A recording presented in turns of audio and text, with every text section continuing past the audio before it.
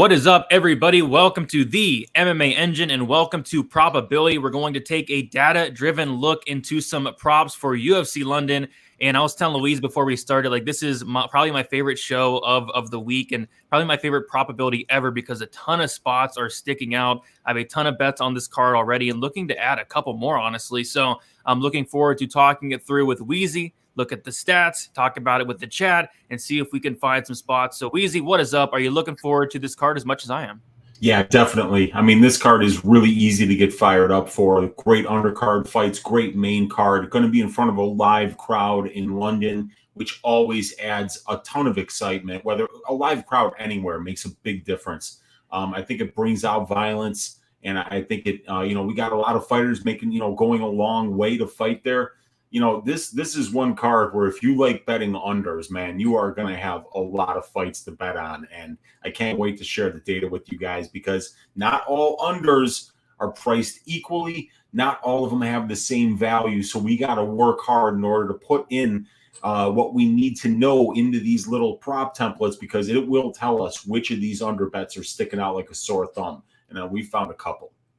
Yeah, absolutely. I've had this card circled for 2 months at this point. I even have a bet that I've had sitting on for over a month at this point as well. So yeah, definitely looking forward to this card, looking for some violence as always. If you guys can please leave a like on the video, subscribe here to the MMA Engine. We do go live every Monday for the main event deep dive. We already did that. If you have not checked that out yet, be sure to do so after this. And then we also go live after the Die Hard MMA podcast on a Monday for probability as well. Hopefully beating some line movement. And I feel like we are going to probably beat a lot this week as well. So let us quickly shout out the chat before we get started. We have JP62.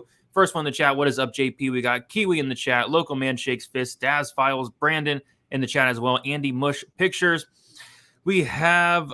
who else? Robin here as well. We have Dan. What is up, Dan? Good to see you. We have Mr. D. James saying, where are you at? We are right here, James. What is up? We got Tupac in the building as well. We got Jay hanging out. Grateful Dude. Wade. Dub Space Cowboy. And I think I got just about everybody. Thank you all for hanging out. Leave a like. It always does go a long way. Victor, I see you as well. All right. Goodness, Stan. I cannot bring up that comment, but I like it. I love the comedy. Here we go. Let's start with the first fight of the night, and we have Nicolas Dalby going against Cláudio Silva. The over-under is set at 2.5 rounds. The over 2.5 is sitting at minus 135. The under 2.5 rounds is sitting at plus 105. The fight doesn't go to decision. Is a pick'em on BetOnline. You have minus 115 fight goes to decision and minus 115 fight doesn't go to decision. Weezy, what is sticking out in the very first fight of the night? So I've got a bet on this fight. The first thing that sticks out right here is this big red block in the middle of the losses for overall finish rates and fight doesn't go to decision. Cláudio Silva, 3 career losses. Dalby, 4 career losses. Neither one of these guys has ever been finished inside the distance. And the 170-pound weight class has a surprisingly low finish rate. Look at this, Brady. Only 48% finish rate at 170 pounds since 2013. For 3-round fights. So when we go over here to the UFC stats, we see a lot of red here for the fight doesn't go to decision. And that is because Nicolas Dalby is at 8 fights in the UFC and not one of them has finished inside the distance. Now, one of them did finish inside the distance and you would have cashed a fight didn't go to decision there, but it was Jesse Ronson tested positive for some kind of... Do you know if Ronson tested positive for weed or performance-enhancing drugs in that spot? Because I don't remember. It was PE. It was some type of PED. It was definitely okay, yeah. So, but 0 of 8 that means. So, but one of them actually did cash. So, if we were to add one number to that, it would be 4 out of 15 combined fights have finished inside the distance. That would be about 26%. But for fight doesn't go to decision, we're paying 53.5% on the implied probability there. So when we go down here to the fight goes to decision, we see a lot of green down here for the fight goes. 5 of their 8 career wins have been decisions. All 5 of their combined losses at the UFC level have been decisions. So 10 out of the 15 fights, so actually 11 out of 15 fights have went to decision. So it is a little bit under 80%. probably about 75, somewhere around there. So it's not bad. 75% when we compare it to the implied probability of the line and the divisional decision rate of 52%, we're getting a lot of value there. Both of these guys, very tough. I mean, Silva's got a chin on him. Dalby's got a chin on him. There's no quit in either one of these guys. And neither one of them, I mean, Silva does have 3 finishes and 5 wins, so he is kind of a dangerous finisher. And both of these guys are getting up there in age as well. But I still think, in particular, this over 2.5 at minus 135, Brady, is only 1.79% overpriced when we compare it to the over 2.5 rate in this division, which is actually 55.66%,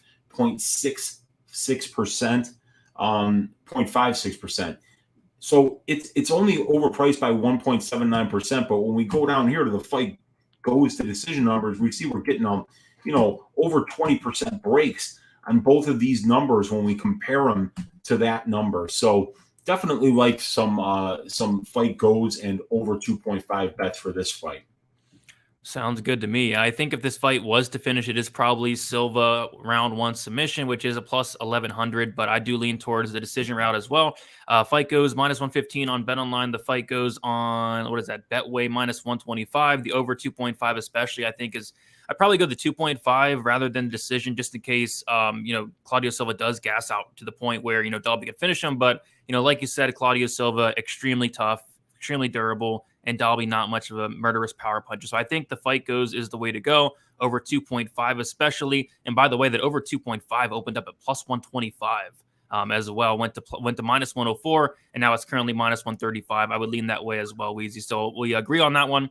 The stats agree, and I think it's a solid spot to start off the card. Let us move on to the next one. We have Mandy Böhm going against Victoria Leonardo. We have the over-under is set at 2.5 rounds. The over 2.5, minus 225. The under 2.5 is plus 185. The fight goes to decision. Minus 210. The fight doesn't go to decision, is plus 170. Weezy, what is sticking out on this fight here?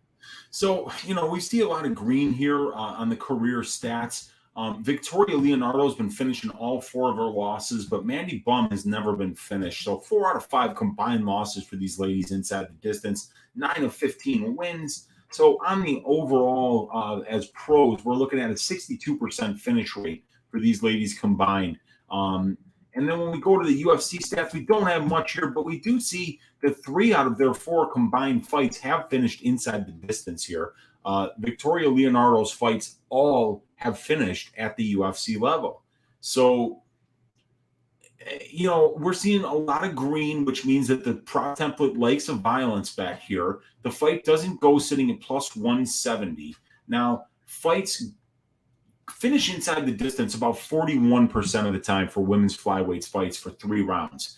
We compare that to the implied probability of the line here at 37%, and we're getting almost a 4% break on the fight doesn't go to decision. But when we compare the 3 of 4 fights finishing inside the distance at this level, we got a 75% finish rate. That's 34% better than the divisional finish rate, and 38% better than the implied probability of the line. So, at minus 210, not only are we overpaying by 8.65% when we compare the implied probability of that line to the divisional decision rate, but only 1 of their 4 combined fights have went to decision too. So we're going to be overpaying like crazy there. I get it if you think that this fight is going to go to decision. Maybe neither of these ladies is talented of a finisher enough to finish the other one. But I mean, Leonardo's been kill or be killed at this level. So, perhaps it does finish inside the distance. And at plus 170, I mean, I don't hate it. I really don't hate it at all. I mean, that's not a bad bet. You don't have to put a full unit on that. You could put a half unit on it, root for violence in this spot, and take comfort in the fact that you're severely underpaying for it. This is one of those things that I call the trifecta here. When this number, and this number are all positive numbers. And look, they're not just positive. 38%, 34.1%, and even almost a 4% break when we compare the 2 benchmarks to each other here. So, I'm leaning violence here. It's a fat plus number, and I see a path here, especially for Leonardo. If she gets takedowns and works that ground and pound, she is very good on top.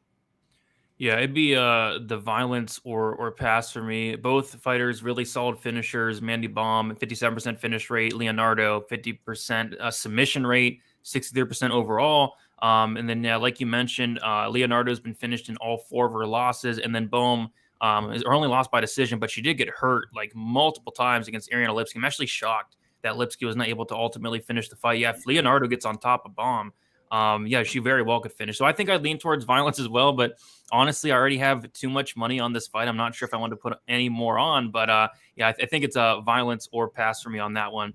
Do a dono in the chat. Jay, thank you for the dono. The $5 are saying, hey, bros, you guys ever play the points handicaps? I think a finish also counts as a win. Yes, it does. Some sharps play them a lot. Could be some angles. Jay, I've not officially played one, but there was one. I forget who it was. There was one I strongly considered. Some books have them. I think BetOnline has them sometimes. I know 5 Dimes has them every time, but I've not officially played one. Weezy, have you ever messed around with the points handicaps? Not once. And I think there are good ways to play fights, especially when you like the underdog and you're getting those 3.5 points. I mean, you got to win about 1 round, and then that's it. If it goes 29-28 on the cards and you have the 28 side, you only lose by 3 total points. You cover that 3.5 point spread. It's a good way. It's an extra bet. It's like those finish only. It's like those decision only props. They're cheeky ways to find value in these lines when you see a fight taking place a certain way, when you have a certain read on a fight. And for instance, if you've got an underdog that you think has a really good chance to keep it close, getting that 3.5 point handicap there, getting that plus 3.5 can be really big. And you can find ways to cash underdog spots there at close to plus money. And it's a good way to play those fights. I just haven't jumped into that pool yet. Yeah, absolutely. I mean, I forget which fight it was, but I was like one where I was like really close to betting that handicap there. But we'll have to see if any stick out this week. I'm not sure if BetOnline still gets them out. Sometimes they do, it looks like. Sometimes they don't. But I know 5 Dimes does have them for sure. Let us move on to the next fight. Oh, boy. We have Jai Herbert going against Kyle Nelson. I cannot wait for this one. We have the over-under set at 1.5 rounds, the over 1.5 minus 120. The under 1.5 is minus 110. The fight goes to decision plus 200. The fight doesn't go to decision is minus 260. And Weezy, right off the bat, I'm taking a look at the screen and I see a ton of green. And I think that means some violence here. Yeah, that means violence. And I mean, look, about 80% of these guys combined wins are inside the distance. 87.5% of these combined 8 losses are inside the distance. That means that as pros, between Nelson and Herbert combined, 26 of 32 fights have finished inside the distance. That's 81.3%, 9% better than the implied probability of the line where it's at, and 30% better than the divisional finish rate of 50.72%. But look at all this green when we go over to the UFC finish rates. And we only see solid blocks of green like that when we have 100% finish rates for and against. At the UFC level, both of these guys have 4 fights. Neither one of them has ever seen the scorecards. We have 100% finish rate in 8 combined UFC fights for these gentlemen. So, yes, we do have a big red number right here, you guys. That is 21.5% that we're overpaying when we compare the 50.72% finish rate of 170 of 100. Is this 170 or 155? It should be 155. Yeah, okay, I got it right. 155. So 50.72 for 155-pound fights. We compare that number to the minus 260 implied probability, which is 72.22%. We are overpaying by 21.5%. But of course, we're going to overpay when we have 2 killer-be-killed fighters in the same fight, and both of these guys, are trying to take their opponents' heads off here. So I do see violence in this fight, and when we compare this 8-fight sample size to the implied probability of the line to the divisional finish rate, we see that we're getting a 27.8% break on the implied probability of the line at 72.22%. So that's fantastic. And even as pros in the bigger sample size, they're still finishing 81.3% of their fights and 87.5% of their combined losses. So we're still at minus 260, not overpaying for violence in this spot. So fight doesn't go to decision is a parlay piece. There's a ton of green on the screen here to prove it. And I think the stylistic matchup also has us believing that this one is going to be a knockout. It's going to happen soon, and somebody's going to get slept. Yeah, I like it. First of all, I did the numbers before I researched the fight, but after researching the fight, I just liked it so much more. Like stylistically, how these guys match up. Kyle Nelson, 1 round of gas, swings bombs. Jai Herbert, chinny, no striking defense. Both guys really no striking defense. I think this is violence all day. And Mushroom nailed it here. They call this the violence ladder. He says Herbert inside the distance, the fight doesn't go. The under 2.5, the under 1.5, downward violence ladder. I like it, Mushroom. But yeah, and this is the fight to do it, man. This is the fight to do it. Absolutely. Yeah, the fight doesn't go minus 260, minus 250 on 5 dimes. I don't really expect that to last much longer. I think that does eventually just get smashed, and rightfully so. Under 1.5 rounds, they actually opened up at plus 145, and I was actually considering the under 1.5 at plus money. It's now minus 110. And then there's still no under 2.5 out yet, but that is, again, something to consider. But yeah, I'm on the fight goes, or fight doesn't go as well. Some other props that stuck out. So I think somebody in the chat said it. Nelson by KO is plus 550. I think that's interesting. That's literally how he wins. And then Nelson by first round KO is plus 1,000. I think that's his path to victory. So yeah, I think anything violence is the way to go here. And yeah, it should be one of the more exciting fights on the entire card. So definitely looking forward to that. And then, yeah, somebody mentioned it right here. Nelson round 1 in general plus 600, but that Nelson round 1 KO is plus 1,000, which is just nuts. We can move on to the next fight, though. We have Muhammad Mokaev going against Charles Johnson. We have the over-under set at 2.5 rounds. Nothing on Bet Online yet. This is on 5 dimes. The over 2.5 is plus 110. Under 2.5 is minus 140. The fight goes to decision is plus 145. And the fight doesn't go to decision is minus 175. I actually have a strong lean here towards the over. I'm not sure if I'm going to bet it, and even if I wanted to, I can't because we don't have access to it. But I have a strong lean towards the over here, and I'm curious to see if the numbers do line up with this one, Weezy. Yeah, so we're going to have to stay kind of on the overall side here because we don't have any combined UFC experience for these guys. So both of these guys finished right around 72% of their wins. It's 5 of 7 for Mokaev, 8 of 11 for Johnson. So 72% combined finish rate in their wins. Neither one of these guys has ever been finished. Mokaev has never lost, and Charles Johnson has never been finished in his 2 career losses. So we see 13 of 21 fights finishing inside the distance. It's about 62%. And we compare that 62% to the implied probability of the line, and we're overpaying by about 1.7%. So we've got these lines here, and we can see, look at the fight doesn't go to decision. We got to keep in mind, it's a 125-pound fight.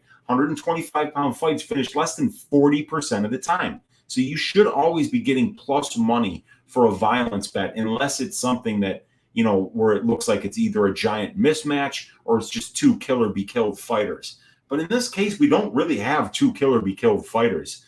When let's see, we got 21 fights here, so about 95% of the data for these guys' finish rates is outside the UFC, where you're going to have a much higher finish rate, especially if you wind up getting to the UFC level. But these guys are only finishing at 62% combined. That's not good enough.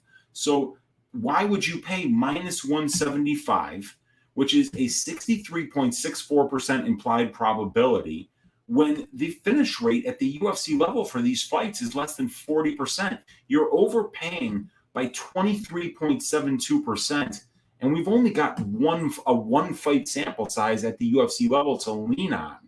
But when we have that small of a sample size, we've got to really take a much closer look at the sample sizes for both fighters. And it's not even like one of these guys is kill or be killed and the other one isn't.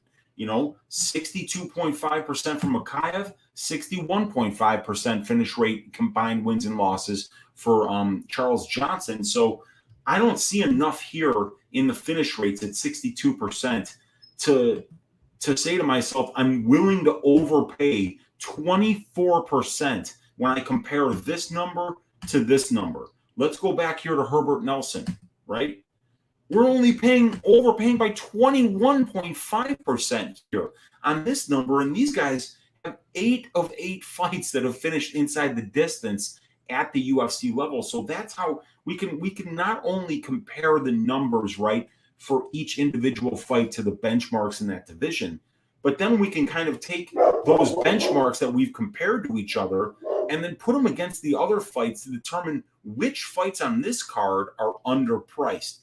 This one is overpriced, but the fight doesn't go as underpriced compared to the Mokaev Johnson one here because we're paying 2% more here, but the numbers don't justify it here. So plus 145 is a 40% implied probability, but 60% of these fights are going to decision. So we're getting a 19.27% break there.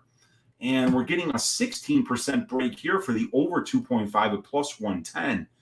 I wouldn't parlay the fight doesn't go to decision here. We're missing information on Mokaev.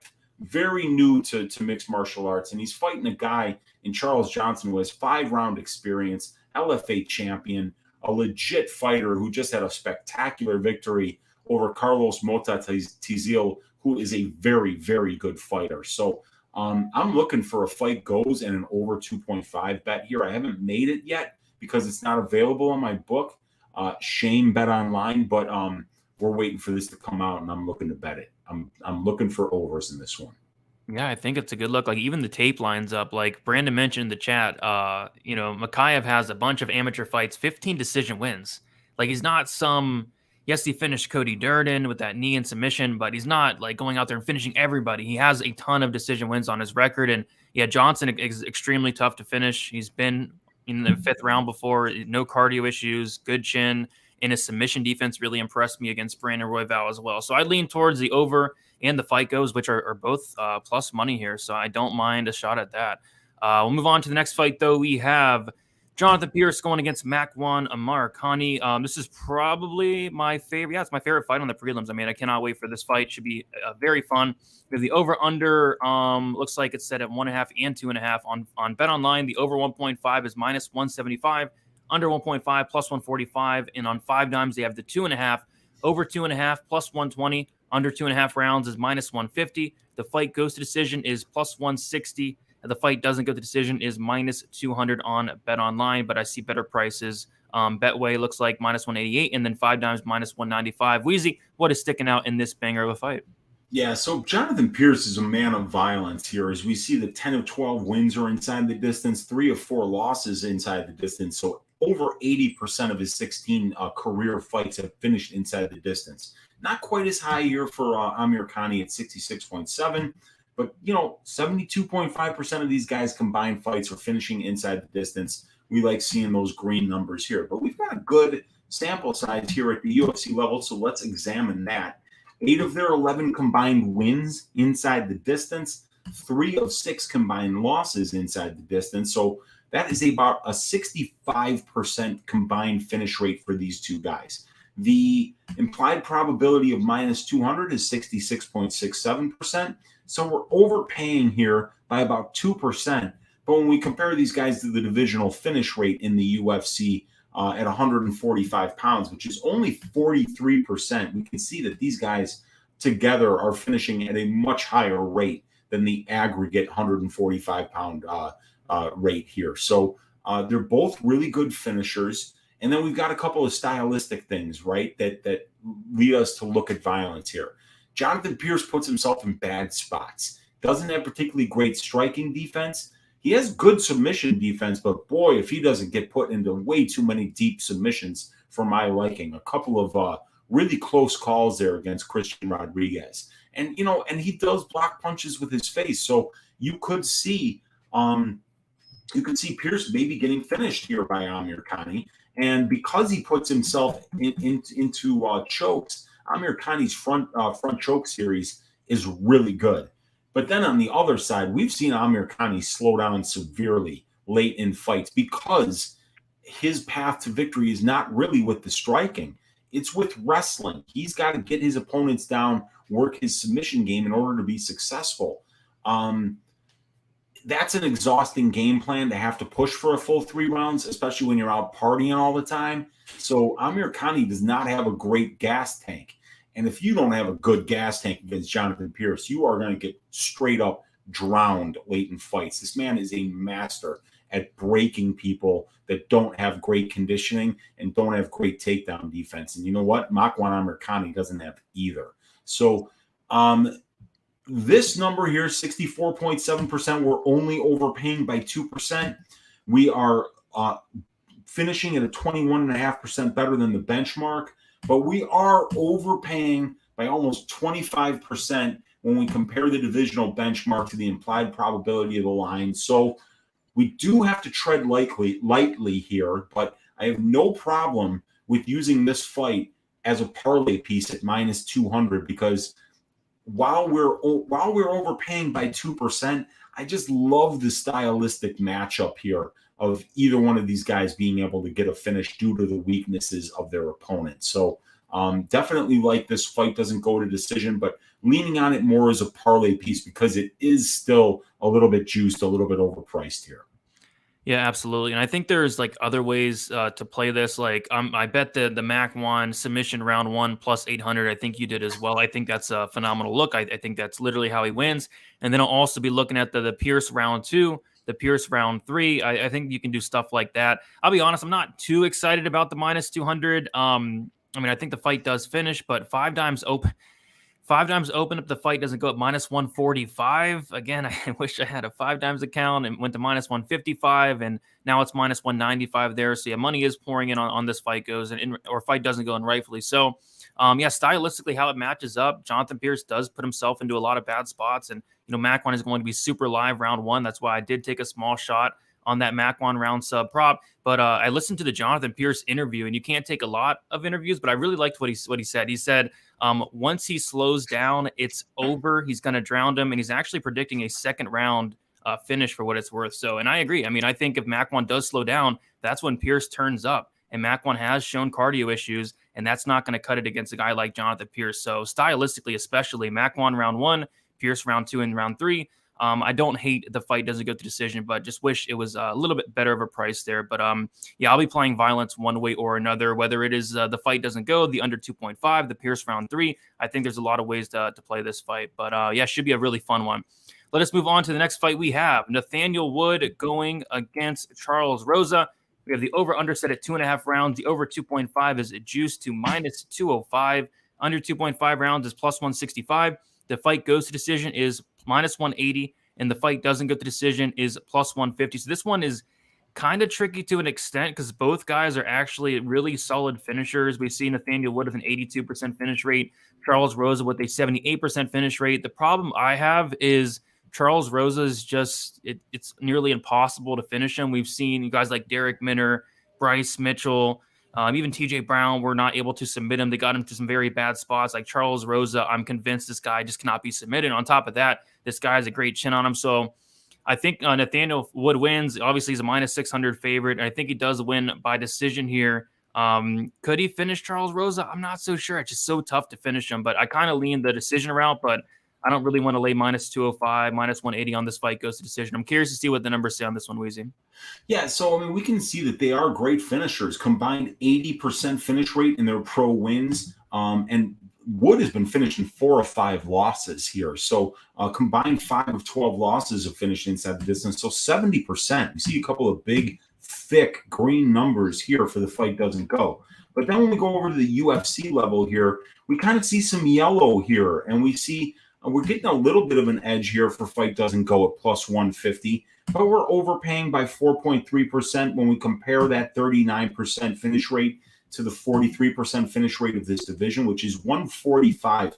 I think it's also important to note that Wood normally fights at 135, but he's fighting at 145, up a weight class. So a 39% finish rate. So we see that we're overpaying by about 1.1% here on violence, by about 4.3% here when we compare this number to the finish rate of the division. And we're getting a 3.18% break here. 7.46% is what we're overpaying when we compare a fight goes to decision at minus 180 That's a 64.3% implied probability. These fights are going to decision 56% of the time. So we're overpaying a little bit there. But when we go down to their experience here, we see that 11 of 18 fights have went to decision. That's 61%. We're overpaying there by about 3.2% when we compare that number to the implied probability of the line. And we're underpaying by about 4.3% when we take this 61.1% and compare it to the divisional decision rate. So, it looks like it's a fairly priced line, but the thing about Rosa is he's very difficult to submit.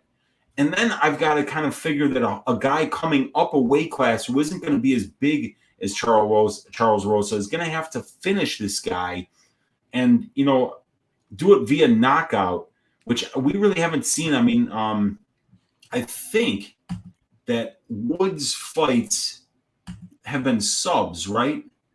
I believe all of them. I can't think of a knockout off the top At of my the head. UFC level, 3 subs. And I mean, look, Charles Rosa has never been subbed in his career, 21 fights. I mean, if Bryce Mitchell couldn't do it, I don't see Nathaniel Wood doing it. So I kind of like the fight goes to decision here at minus 180 because, is Charles Rosa, who's like right now, what, a plus 450 underdog? Is he going to go in there and starch Nathaniel Wood?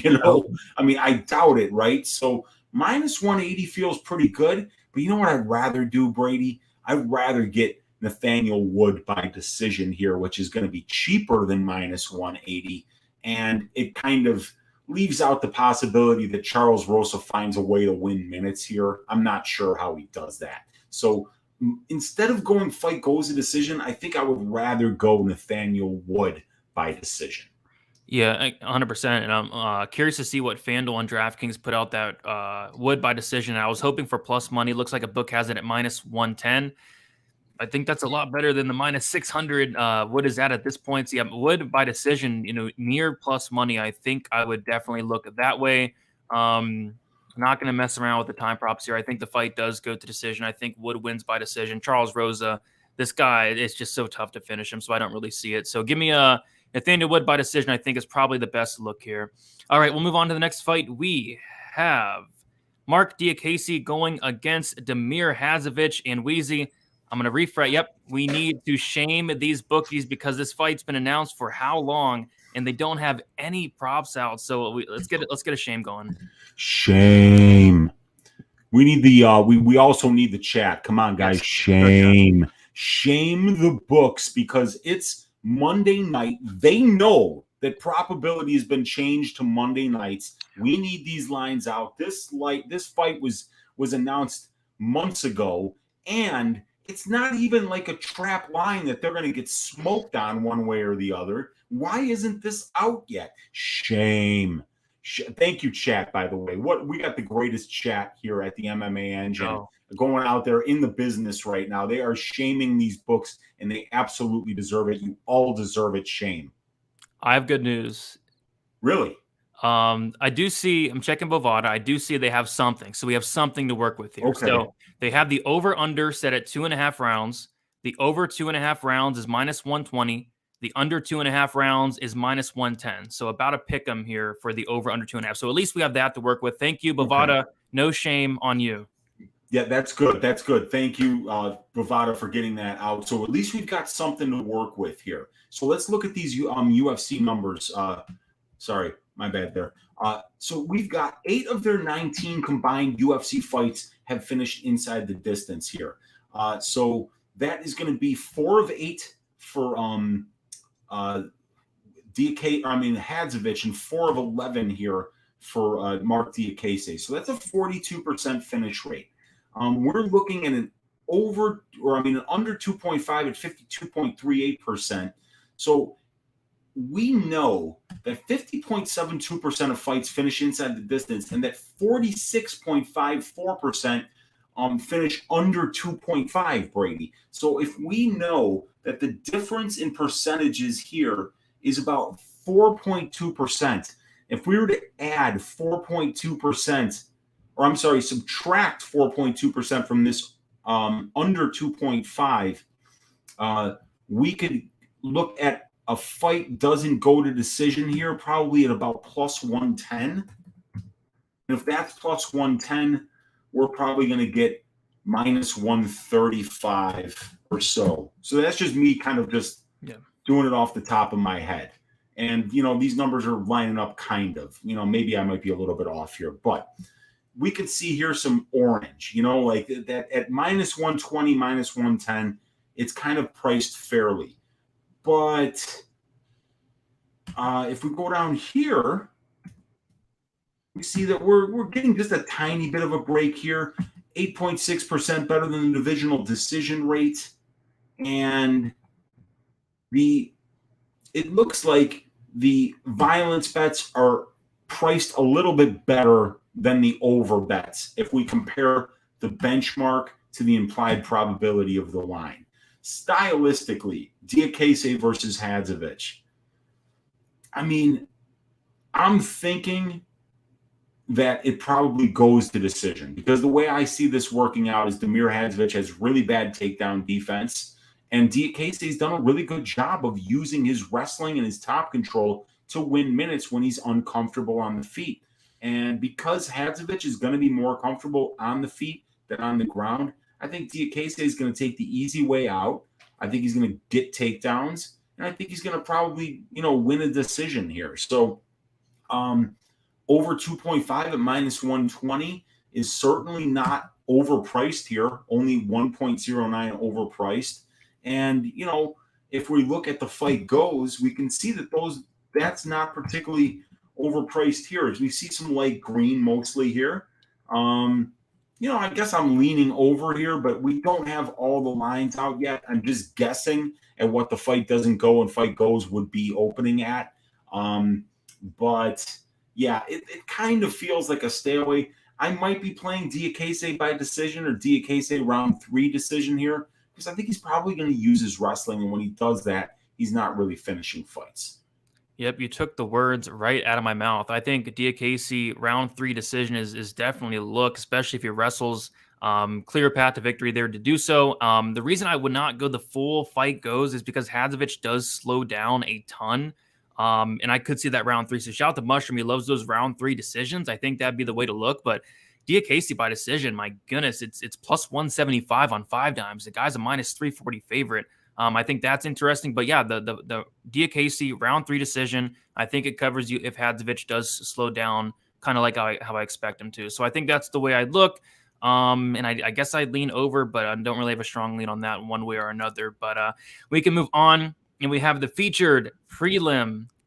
We have Mason Jones going against Ludovic Klein and Weezy. I think we have to get another shame. Let me refresh just to double check. Yep. Yeah, but this one isn't as bad as the Diakiese one because this fight was just announced just a couple days ago, but still no lines. Let's refresh my best fight odds here and just hope that they get shame. Damn it. So we got no lines, you guys. So let's just look at some benchmarks here, Brady. Wild stuff here that these guys, 7 combined UFC fights, only 2 of them have finished inside the distance.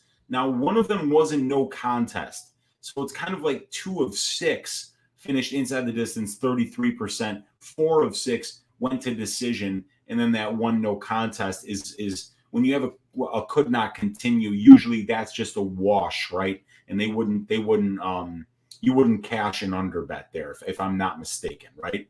Mm-hmm. I think that's how it goes. So 2 of 7 combined, 2 of 6, I guess we could say, have finished inside the distance. We don't have implied probabilities of lines, but these guys are finishing at a 50% rate, 50.72% on the aggregate for 155-pound fights. So, or is this 145? No, it's got to be 155 because if it's 50.72. So, I would expect to see a fight doesn't go to decision, probably priced around plus 110. Maybe a fight goes maybe around minus 120 or minus 125, just because these guys haven't been finishing yet. And Jones is stupid durable. I mean, we saw that in the Mike Davis fight. And, Klein has been finished in 3 of 4 career losses. And at the UFC level, he has been finished once. And the guy that finished him was Nate Landwehr, right? Yes. Yeah. And what did Landwehr do? Submitted. Exactly what Mason Jones is going to do. Walk forward until he's not there. And he just didn't like that pressure of Landwehr. And he's going to get a lot more of it here against Mason Jones. And both of these guys were supposed to fight another card, was it? And then one of them had visa issues, so they just slapped it on this card or something like that. Yeah, Klein was supposed to fight Bahamones next week, and Jones never had a fight, but they put this fight together for him. See, now that's a little bit concerning. Do you want to be taking a guy who's sitting at minus 360, almost minus 400 right now, who's taking the fight on short notice against a guy who was already training for a fight?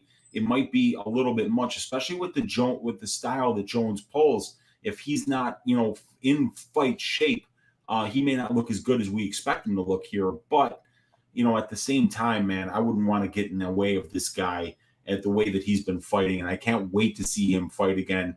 And Mr. Highlight, Ludovic Klein, should be a good opponent, a good dance partner for this guy. I could see Jones getting it done inside the distance, but I have a hard time picturing Klein finishing him unless he lands one of those spectacular head kicks. Unfortunately, you guys, we can't give you the kind of nuanced analysis that we normally give you here on Probability due to the shameful bookies not having any time props out on a Monday night for Probability here. Yeah, I mean, and they should know at this point. Like, we moved the show to Monday, got to get these out, and maybe they'll get them out by the time the show's over. And if they do, we'll touch on it. But yeah, I'm picking Mason Jones to win by third round finish for what it's worth. I think he kind of drowns Klein and eventually does get him out of there. I don't want to completely rule out like a Klein knockout because Klein is extremely dangerous in the first round. And Mason Jones has no striking defense at all. He relies on his chin, and rightfully so. This guy is so tough. But if you eat a clean head kick, you could potentially go down. I would lean violence, but of course we don't have a line, so we'll have to go from there whenever we find one there. But we'll move on to the next fight. We most definitely have a line for this one. We have the first fight on the main card, and what an absolute banger to kick off the main card. Probably one of my most, if not my most anticipated fight of the night. We have Paul Craig going against Volkan Oezdemir. The over-under is set at, should be 1.5, but looks like 5 Dimes has 2.5. The over 2.5 plus 155. The under 2.5 minus 185. The fight goes to decision plus 240. The fight doesn't go to decision minus 300, but we do see that on 5 Dimes, the fight doesn't go minus 265. And then on Betway, you have a minus 275. And Uncle Weezy, this is a Paul Craig fight. Paul Craig, a 100% finish rate in his wins, a 100% finish rate in his losses. He has been to decision one time. It was a draw against Shogun. When you think of Paul Craig, you think of violence. My word, do you? I mean, talk about a killer be killed fighter. Paul Craig is what we're talking about. 21 professional fights, 20 of them finishing inside the distance. And then when you combine what these guys have done, an 88 combined percent finish rate in their wins, an 80% combined finish rate in their losses. So almost, over 84% of their fights are finishing inside the distance. And that's in a 44 fight sample size, 21 from one fighter, 23 from the other. So that's robust data. We love that. And we've got a good amount of fights here at the UFC level here with 23 of them, right? And we see we're paying minus 300 for a fight doesn't go to decision here. So you're like, whoa, that's fat. But we can parlay this, you guys. It's 17.71% overpriced. And let me just remind you, Muhammad Mokaev, 125-pound weight class, they're overpriced there at 23.72%. So this isn't even as overpriced as the Mokaev fight. And these fights are finishing 40% of the time, while the weight class that we're talking about right here with Craig Oezdemir is finishing 57.3% of the time, and we're only overpaying by 17.7%. 18 of 23 combined UFC fights finishing inside the distance. That's 78%. That's 21% better than the already fat 57.3% finish rate of the division. And we're still getting a 3.3% break when we compare that 78.3% finish rate of their combined UFC fights to the 75% implied probability of the line. And then we just look at it stylistically, right? I mean, Paul Craig is so dangerous on the ground, and he sells out to get it there. So he will pull guard. He'll try to take your back standing. He might even try a damn Imanari roll. I haven't seen him do it yet, but it wouldn't shock me if he did, because that's how bad he has to sell out for the grappling. And, we know that a guy like Oezdemir, he knocks people out. And Paul Craig is not exactly a guy who's eating a ton of punches like a champ.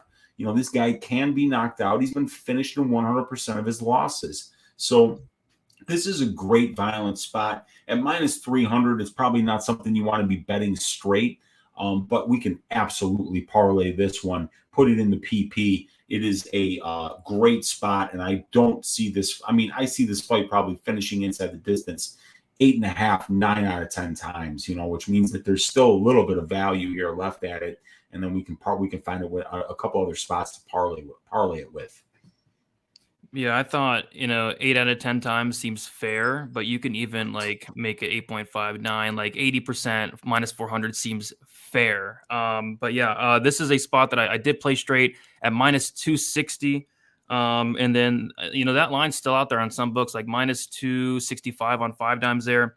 And I did, let's see here. Okay, so so these guys are both finishers. Paul Craig, 100% finish rate, like I mentioned, and then Oezdemir, a 77% finish rate, and then their losses especially. Oezdemir finishing 4 of his 6 losses, Paul Craig finishing all 4 of his losses. So I think the numbers line up. I think, stylistically, these guys line up. You have Oezdemir, who's going to try to take off Paul Craig's head, and then you have Paul Craig, who, if this fight hits the mat in any type of way, he's very live for the submission. So I think violence is definitely the answer here. Minus 300, definitely a parlay piece. Curious to see where FanDuel and FanDuel actually has minus 310, and then no line from DraftKings yet. But I think it's a solid parlay piece and definitely could be part of the PP there. But we'll move on to the next fight. We have a dono.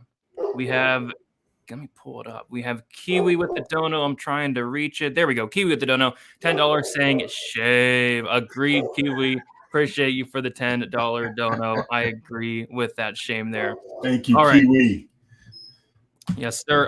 And then people are talking about the Paul Craig sub in the chat, and rightfully so. Yeah. That's all he does, but the bookies are all over it. You're only getting plus 240 for that Paul Craig sub. Maybe look at like a round prop with it to improve it, but plus 240, they're all over it. You're not getting the typical plus 500, plus 600 that we all love when Paul Craig does fight. They're all over it this week. But we'll move on to the next fight we have. Molly McCann going against Hannah Goldy. And I'm going to guess we get the most juiced over on the card. And yeah, it looks like it. We have the over under set at 2.5 rounds, the over 2.5 minus 255. The under 2.5 is plus 205. The fight goes to decision. Minus 225. The fight doesn't go to decision, is plus 185. What do we got here, Weezy? Okay, so 3 of 12 combined fights have finished inside the distance for these two ladies at the UFC level. So they're both only finishing 25% of the time. McCann, one win inside the distance, 1 loss inside the distance. And for Goldy, 1 win inside the distance, no losses inside the distance. So we need to scroll down here so that we can see this numbers. 9 of 12 have went to decision. That's 75%.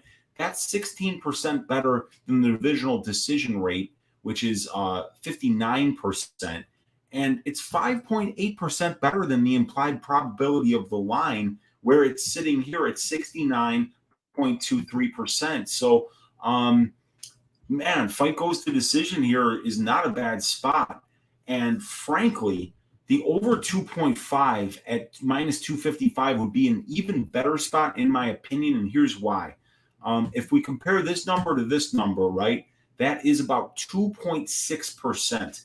Well, we can see that about almost 4% of fights finish between the 2.5 and 3 mark. So we're getting a little bit of a discount for taking the over 2.5 here in comparison to the fight goes to decision, because we should actually be paying about 2% more in implied probability on this number in order for it to reflect how many of these fights, and it's 3.9% on the aggregate over that 9-year time span, that actually do finish between 2.5 rounds and the last second of the fight.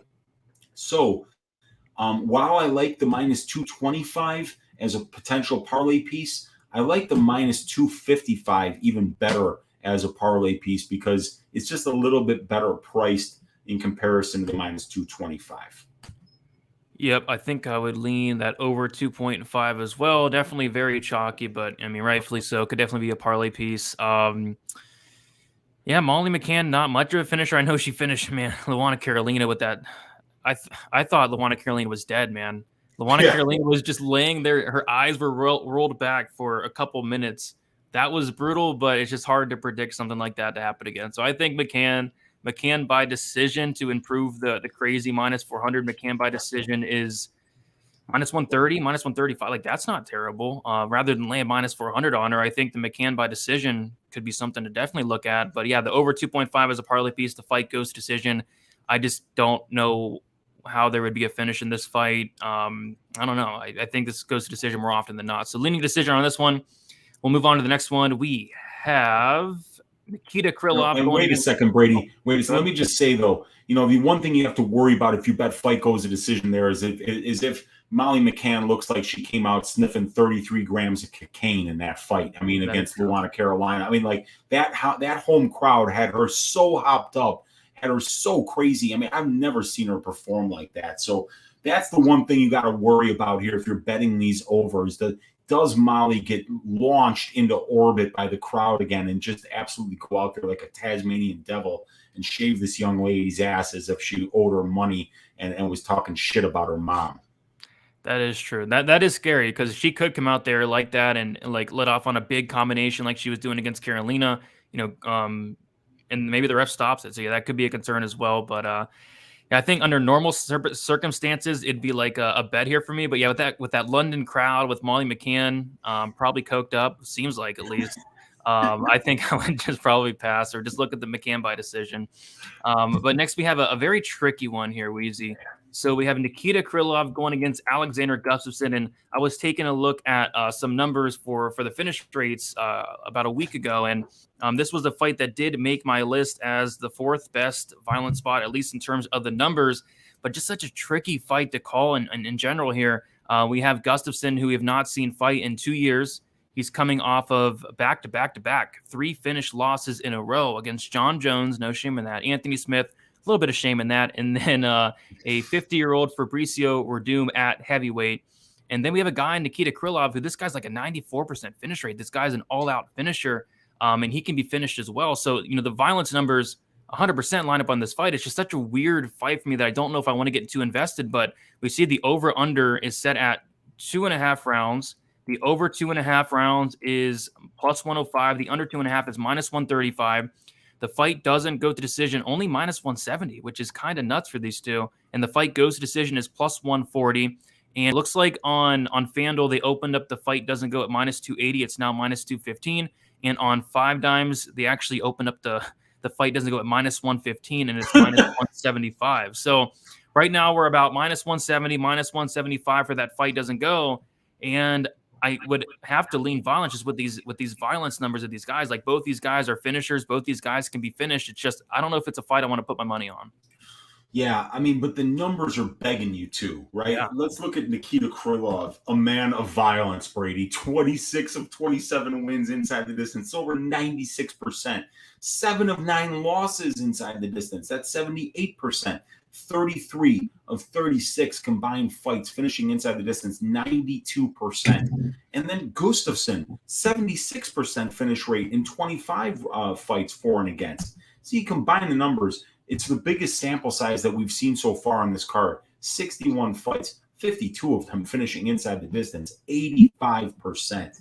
And then we look at the UFC level here, we see a good amount more green here. We've seen that 75% of their combined fights are finishing inside the distance. Not only that, it's 80% for Krylov and 70% for Gus. So it's not like one of these guys, is finishing at a much higher rate than the other one. They're both getting it done, both in losses at 71.5% and in wins at 78%. So this line right now, no, I've got this line completely wrong here. I got it at minus 280. Where is this sitting?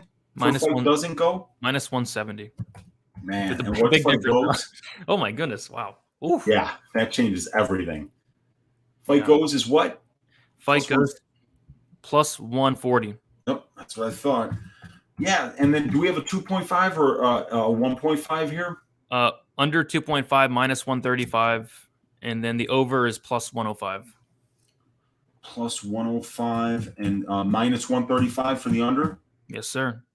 Okay, so yeah, so look, 63% implied probability on the line, and these guys are finishing at a 75% rate. And let's talk narratives here.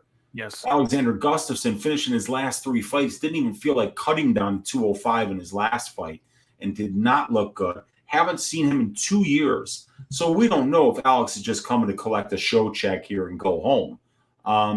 But even if that's not the case, even if we see a great version of Alexander Gustafsson here, you got a guy that's got a lot of power, some tricky grappling chops, and Nikita is a guy who's a great finisher in his own right and is willing to kind of step into his opponent's best game. I mean, he put himself there with Craig a number of times, into his guard, something you just shouldn't be doing. So, I'm not sure if Krylov has the best fight IQ here, and I'm not sure if Alexander Gustafsson is even – look, I don't even know if he wants to be here. We don't have any evidence to suggest it. It's just some missing information there. But the information that we do have access to, 17.7% break when we compare that number to the divisional finish rate of 57.3%, a 12% break when we compare 75% to 63%, and we're only overpaying here by 5.67%.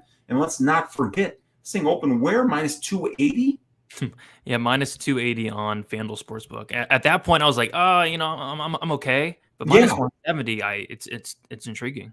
They're trying to push us into this one, and I might have to bet it just simply because the numbers like it, and I like the narrative side of what we're talking about too. Who knows if Gustafsson cares at all? I mean, he may not even make weight. Who knows? The last time he weighed in around 230, 240. So we'll have to see. We'll have to wait and see maybe what happens with weigh-ins here. But Krylov fights finish inside the distance 80% of the time at the UFC level. We're only paying 63% here, and there's a big age difference. Well, not a big age difference, but Krylov, the younger guy as well. I think that violence here at minus 170 is fairly priced, if not underpriced. Yeah, I'm curious to see what Gus looks like at the weigh-ins. Is he taking this serious? Is he just showing up for a paycheck at this point? We've not seen him in 2 years, so the narrative things line up, the numbers 100% line up. Minus 170, I could definitely get behind there. So I don't mind that. Somebody in the chat said this fight to go to disappointment. I could see that, or Gus by disappointment. I could definitely see that. He definitely disappointed me in his last fight against Werdum. He was like minus 300. But Dizzy's saying 1-800-GAMBLER for Uncle Weezy. For what? What do you do? Yeah, no, that's fair. It's fair. It's the Gustafsson fight. He hasn't fought in 2 years. They're missing information. What if he comes out looking like a madman? Look at Bootsy's like, hey, don't bury this guy just yet. True. Well, who is the underdog here? It is Gustafsson, right? It's Gus by a decent amount, yeah. So I mean, it's the numbers. I do like the numbers. There's a lot of green on this screen here, Brady. A lot of it. And the fact that we're only overpaying by a very small number in 5.67% to get all this green. It's just a nice analytics play. But I get what Dizzy Spider's saying because, it's hard to bet on this fight with any kind of confidence because you really don't know what Alex Gustafsson is going to show up. 100%. And then the local man shakes fist, rubbing it in. He's saying, guess who got all those 5 dimes prices? Minus 115, minus 125, minus 145, minus 155. Max bet all the way. Tra-la-la, he says. Well, hopefully you hit those because that is a lot. Well, he could arb out. Yeah, you could arb out at this point. It's already plus 140 for the fight goes, and it'll probably get higher than that because I think minus 170 is value here. We could see it run back up to the minus 200, minus 210. Then local man shakes fist, won't be shaking his fist at the sky while he prints free money just because these books put the line in the wrong place, and he took advantage of it. Well done, brother. Yeah, shout out to Look. I need a 5 dimes account. I'd be rolling in the money. But we have the next fight here, a very intriguing one. We have Paddy Pimblett going against Jordan Leavitt. We have the over-under set at 2.5 rounds. The over 2.5 is plus 145. Under 2.5 rounds is minus 175. The fight goes to decision, plus 200. The fight doesn't go to decision is minus 260, minus 310 on FanDuel. So I'm personally picking this fight to end inside the distance. I think Paddy does finish Jordan Leavitt in this fight, and I did bet him inside the distance, but these just don't make sense. You have minus 310 for the fight doesn't go to decision in a Paddy Pimblett Jordan Leavitt fight, which I kind of get it. Leavitt, never been finished, but Paddy has been going out there and getting dominant wins in the first round. But you see that the main event we'll talk about, you can get a better price on that. You can get a better price on the freaking Paul Craig Oezdemir fight, or about the same price. You can get a better price on the Herbert fight. So I like a lot more violent spots better. And like I said, I'm picking this fight to end inside the distance, but minus 310 on FanDuel Sportsbook, minus 260. It doesn't make a ton of sense to me. So curious to see where the numbers line up on this one, Weezy. Yeah, so let's just look at the pro careers here, because neither one of these guys got a ton of experience at the UFC level. Only 1 of 4 combined losses inside the distance, but they're good finishers. Leavitt 70%, Pimblett about 78%, 75% on the aggregate. But we're looking at a 68.8% finish rate for these guys in their 22 of combined 32 fights. So we're overpaying by about 3.5% when we compare that number to the line. And then when we go over here to the UFC fights, we do see that 5 of 7 have finished inside the distance. And Pimblett's been killer be killed, finishing both of his fights. And then for Leavitt, it's him sending Matt Wyman to the shadow realm with that frame up slam that was something else. And then he got an arm triangle win in his UFC Contender Series debut. And then the other finish was Matt Sales. Yeah, Sales. That's right. Sales not a great grappler, so he actually did the right thing there, trying to take Sales to the ground. But right now at minus 260, is that where you've got it? Minus 260. Yep. We're overpaying by 21.5% when we compare that 50.72% finish rate for the division to the 72.2% implied probability of the line. But when we compare the 5 of 7 fights here, 71.4%, we're doing better than the divisional finish rate by about, 20.7%. And we're only overpaying by less than 1/10 of 1%, or less than 1%. When we compare that to the line. But my God, overpaying 21.5% for a lightweight fight when Leavitt in particular has been very tricky.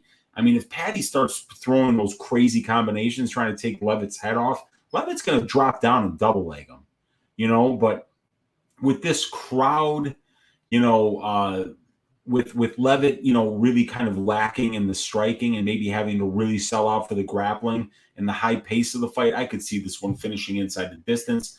But I just, with this number being right on and this number being 21.5% off, I might be more willing to take a shot on a plus 200 fight goes. It's only a 33% implied probability, but 49% of these fights are going the distance. So, I don't hate the over 2.5 or the fight goes is just the contrarian play where you're getting big plus money and just hope that this fight does go the distance. But frankly, I see it finishing inside the distance, but I don't even think this is parlayable here at minus 260 because the numbers aren't just, it's not like we're still getting value here.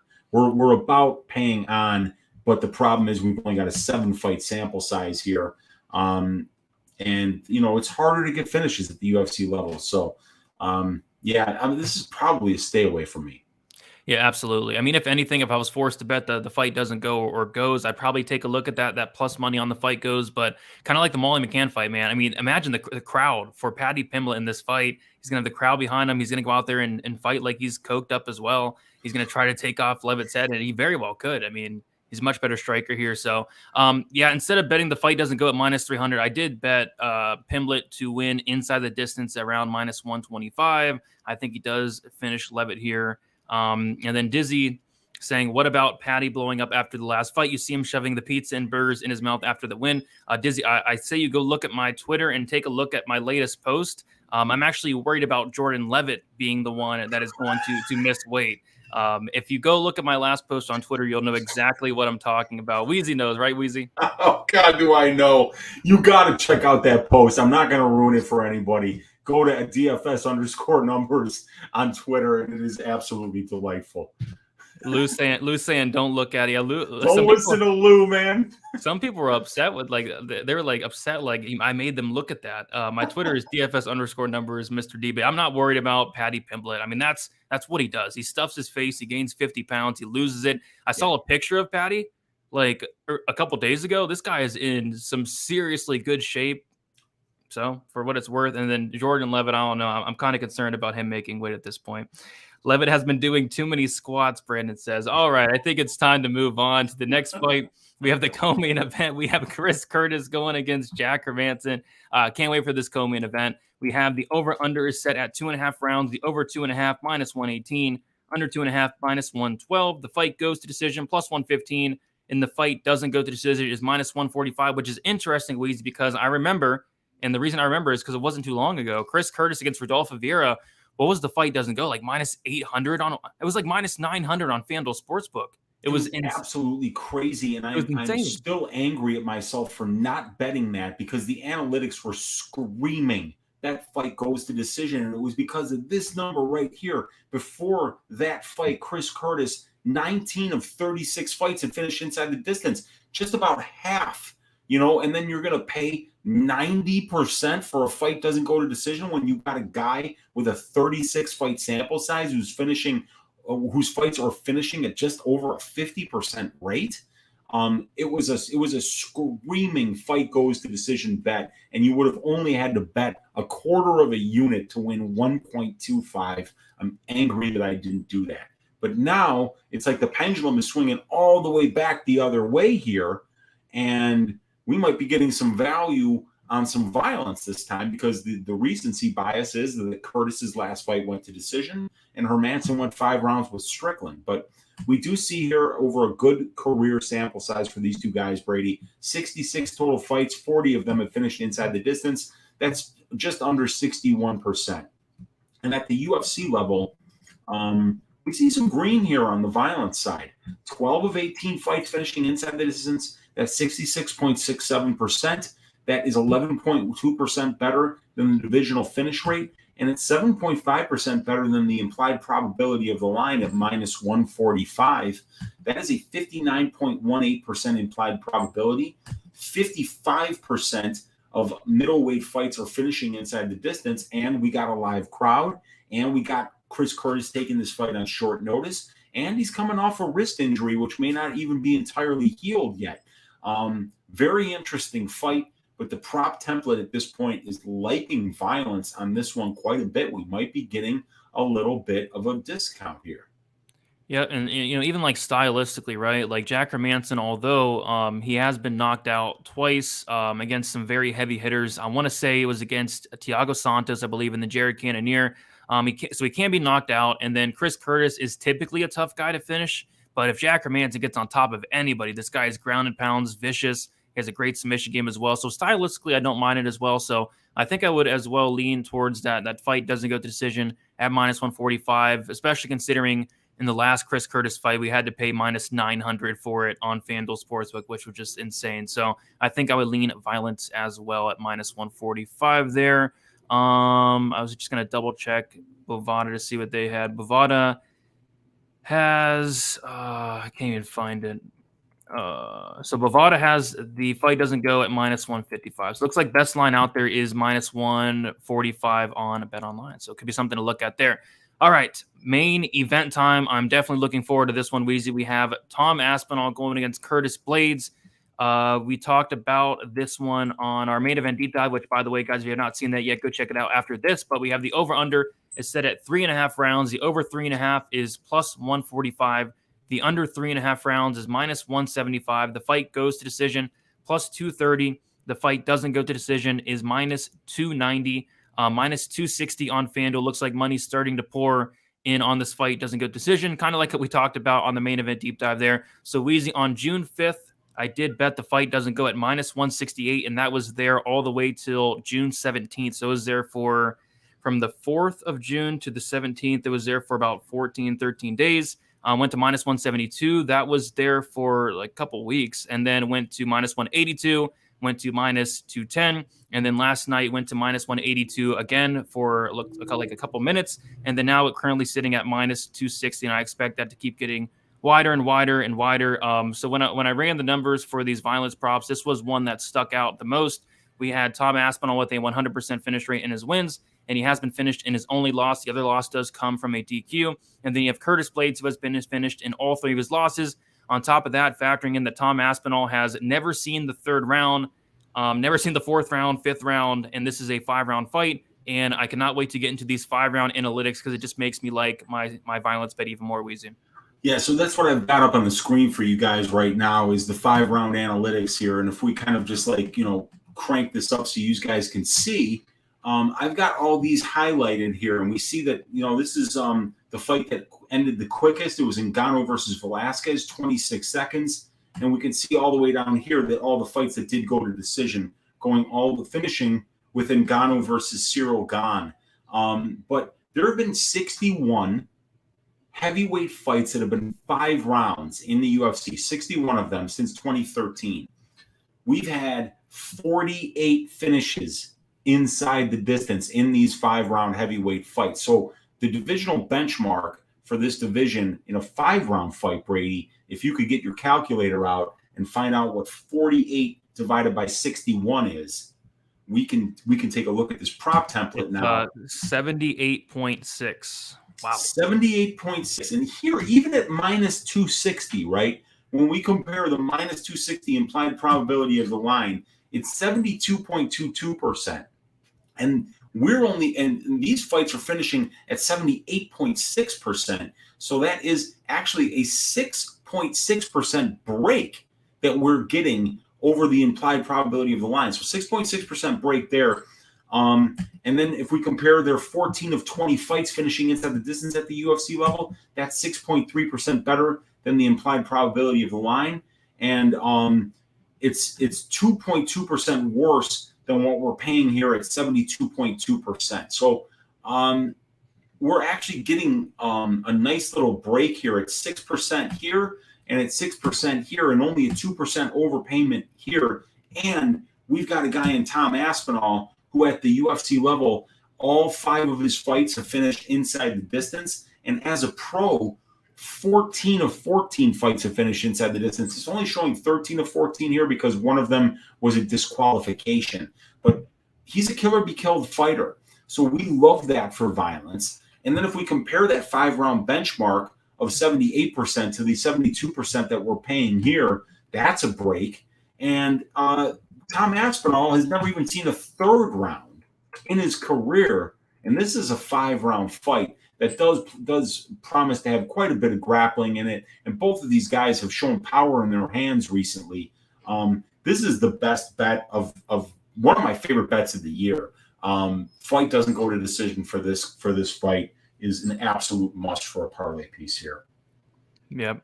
I like it. And Bootsy likes it as well, which I like lining up with Bootsy. But yeah, we did it, Weezy. We went through all 14 fights here. Lots of spots sticking out, man. Like a ton of spots sticking out. So let's do a quick recap. What are the spots that are really sticking out to you? And then let's hit them with the PP, the probability parlay. The parlay pieces that are really sticking out to me. Minus 260, fight doesn't go to decision, Blaydes Aspinall. Minus 260, fight doesn't go to decision, Herbert Nelson. Minus 200, fight doesn't go to decision, Makwan Pierce, but definitely minus 300, fight doesn't go to decision for Oezdemir versus Craig. If we were to do the 3 legs, 260 for Blaydes Aspinall, 260 for Herbert Nelson, and 300 for Oezdemir Craig, what would that get us to? Plus 156. Ooh. 3-legger at plus 156. That's cheeky. I think that's a pretty good place. But I also like minus 200 for fight doesn't go to decision for Makwan Pierce. And I also like minus 255 for over 2.5 for McCann Goldy. But I'm just worried about McCann coming out there on cocaine again and just, Tasmanian deviling this girl. So I think we should leave it with those 3 legs. But I just want to also say the other spots that stuck out after we talked about them. Nathaniel Wood by decision at close to even money. The Mokaev Johnson fight goes to decision at nice plus money. Gustafsson versus Krylov fight doesn't go to decision at minus 170. And the Hermansson Curtis fight doesn't go to decision, which was at minus 145. Minus 145. Those are the spots that are sticking out, but I'm good with that 3-leg parlay. Herbert Nelson, Oezdemir Craig, and Blaydes Aspinall violence. Sounds good. I like it, and I hope all three of those hit. If they do, it's going to be a good night for me, and I do have pretty big plays in all three of those lines there. So I like it. Yeah, guys, we did it. 14 fights. Thank you for hanging out on a Monday. If you guys could please leave a like on your way out, subscribe to the channel. Uncle Weezy, you will be going live tomorrow for just a tip. And by the way, I cannot wait to see who's going to be your ass shamer of the week, because my goodness, we have so many contenders to shave ass. It's going to be so much fun. Man, my head is spinning, so I got a lot of work to do for tomorrow night. But yeah, 14 fights we're going to break down on Just the Tip with Uncle Weezy tomorrow night, 10 o'clock Central Time. I'll give you a greasy 4-leg parlay because it looks like we're going to have some props out for this one. And we're going to finish with Uncle Weezy's ass shaving of the week. And I am not even close to figuring out who that's going to be yet. So I can't wait to share that with you guys. And also on Wednesday, Brady, you and I are going to be on Pub Sports Radio doing the DFS show that we always do with our guy Monk and with our guy Gordo. And on Wednesday night, I'm going to be doing Ask Weezy for this fantastic UFC London card at 10:30 Central Time after the Club and Sub podcast. So that's my content schedule for the rest of the week. The only thing that is left to do outside of that, you guys, stack cash tickets like flapjacks for UFC London. I am choosing violence this week, and I am choosing to cash these bets. Let's get some violence. I'm right there with you. Love this card from a violence perspective, and even like some over sticking out. So we'll see what happens. I'm going to see what DraftKings and FanDuel and all of them get these lines out. We have the majority of the lines out, but still waiting on some. But yeah, guys, follow me on Twitter, DFS_numbers, Instagram, DFS by the numbers. My prediction video is out already. I'm going to be putting out betting content throughout the week as well. So make sure you subscribe over there, subscribe to Pub Sports, and subscribe here to the MMA Engine. Leave a like on your way out, subscribe, all the good stuff. Best of luck for UFC London. And we'll talk to you guys.